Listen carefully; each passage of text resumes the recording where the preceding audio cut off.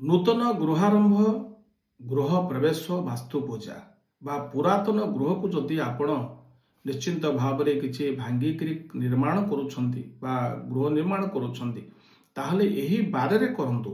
ନିଶ୍ଚିନ୍ତ ଭାବରେ ବାର ଅନୁସାରେ ତାର ପ୍ରଭାବ ପଡ଼ିଥାଏ। ତେଣୁ ଆପଣ ରବିବାର କଲେ କଳହ ସୃଷ୍ଟି ହୋଇଥାଏ, ଗ୍ରହପୀଡ଼ା ସୃଷ୍ଟି ହୋଇଥାଏ।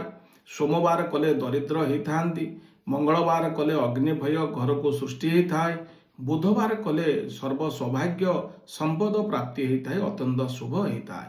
ଗୁରୁବାର ମା ଲକ୍ଷ୍ମୀଙ୍କର ଆଶୀର୍ବାଦ ପ୍ରାପ୍ତି ହେବା ସ୍ୱରୂପ ଏହି ଦିନ ଗୃହ ପାଇଁ ଅତ୍ୟନ୍ତ ଶୁଭପ୍ରଦ ହୋଇଥାଏ।